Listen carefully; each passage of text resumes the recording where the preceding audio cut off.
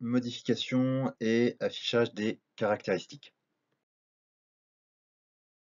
Dans la zone caractéristique, saisissez le nom de la nouvelle caractéristique.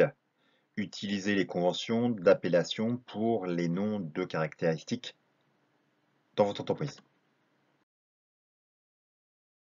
Pour ce faire, sélectionnez le type de traitement créé, petite feuille blanche. Pour modifier une caractéristique, sélectionnez le bouton de commande crayon, modifier dans les caractéristiques après avoir saisi la caractéristique. Pour afficher la caractéristique, sélectionnez le bouton de commande lunettes, confirmez vos saisies.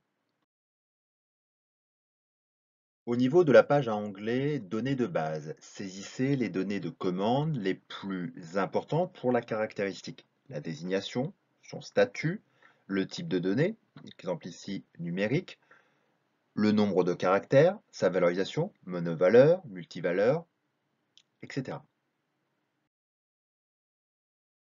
Toujours dans la saisie des données de commande les plus importantes pour la caractéristique, donc le nombre de caractères, la valorisation, monovaleur, multivaleur, entrée obligatoire ou pas. Vous devez gérer les données de base pour toutes les caractéristiques. Tous les autres écrans, donc tabulation, sont facultatifs, notamment la désignation en cas de multilangue. Toujours dans les données de base qui sont obligatoires, la tabulation valeur où on saisit toutes les valeurs qui peuvent être prises par la caractéristique, dans notre cas l'impédance maxi, donc elle peut prendre les valeurs soit 188, soit 759 ou 4675.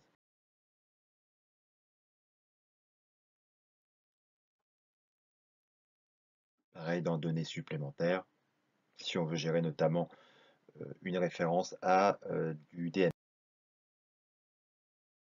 Est-ce qu'on veut voir par exemple afficher les valeurs autorisées? C'est un contrôle que les valeurs de la caractéristique sont affichées directement lors de la valorisation d'une caractéristique. Une fois qu'on a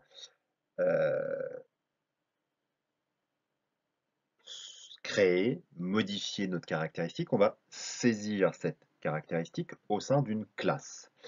Donc dans le menu de classification, on va actionner données de base, puis classe, transaction, CLZ. On va saisir l'identifiant de la classe, rattaché donc à notre article par exemple, donc une classe article configurable de type 300. Je clique sur le petit bouton, on va commencer le traitement dans la page en clé données de base. Donc si j'ai la création d'une classe, je renseigne les différentes informations dans mes données de base. Dans notre cas de figure, je vais cliquer sur la tabulation caractéristique où je vais pouvoir saisir les caractéristiques à utiliser pour classifier les objets dans ma classe. Donc ici, je voudrais rajouter les nouvelles caractéristiques que je viens de créer.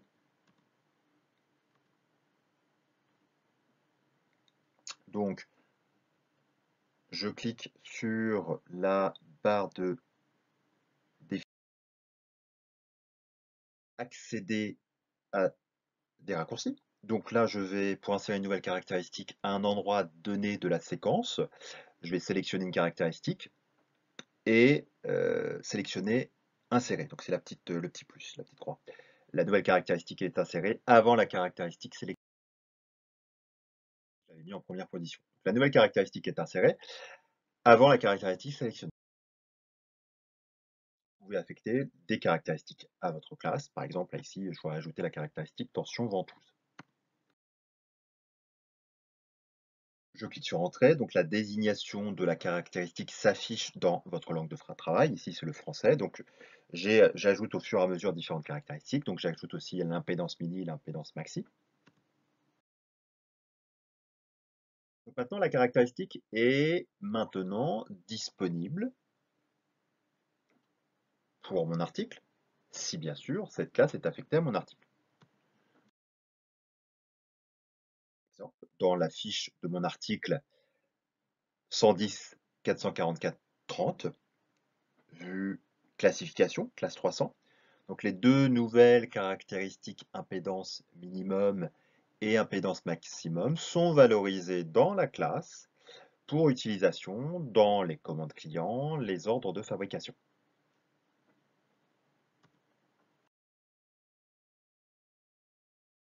Donc je déroule le flux, je viens à créer une commande client, je renseigne un type de déclencheur, le système va automatiquement, via les dépendances, si celles-ci sont gérées, me définir, par exemple, mon impédance minimum et mon impédance maximum, mon temps de cycle maximum.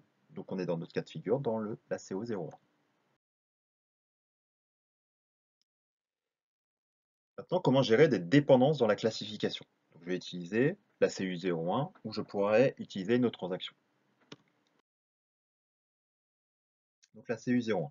Je vais définir une procédure pour la caractéristique, par exemple, déclencheur. Donc je vais nommer cette dépendance DECL2. Donc la valeur affectée à la caractéristique déclencheur détermine automatiquement une valeur pour la caractéristique impédance minimum ou impédance maximum, ou les deux. Donc je renseigne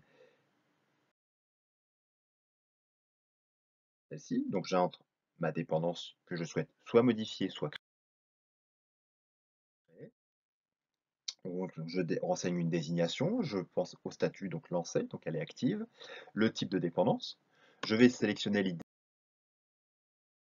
de dépendance et je vais saisir le code source pour gérer ma dépendance. Dans notre cas de figure,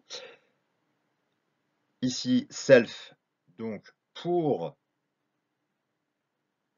l'impédance minimum, prendra la valeur 154. Donc la caractéristique indépendant impédance minimum prendra la valeur 154 si mon déclencheur a la valeur 44 394, etc. Je n'oublie pas de sauvegarder le code source.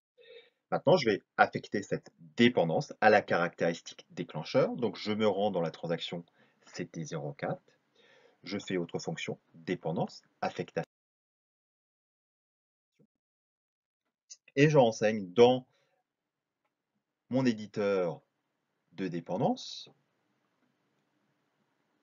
ma dépendance DCL2 et automatiquement, je n'oublie pas de sauvegarder, SAP fera le lien entre la valeur prise par ma caractéristique déclencheur et les caractéristiques dépendantes, à savoir l'impédance minimum et l'impédance maximum. Vous n'avez rien à faire. Donc, résultat, dans notre exemple ici, dans un ordre de fabrication que je suis en train de créer, ou dans la commande client, parce que au niveau de l'ordre de fabrication, cette dépendance est transportée de la commande vers l'OF. L'impédance minimum et l'impédance maximum de l'article dépendent de la valeur du déclencheur. Par exemple, si le déclencheur 44 395 est sélectionné, l'impédance minimum sera 621 et l'impédance maximum sera 700.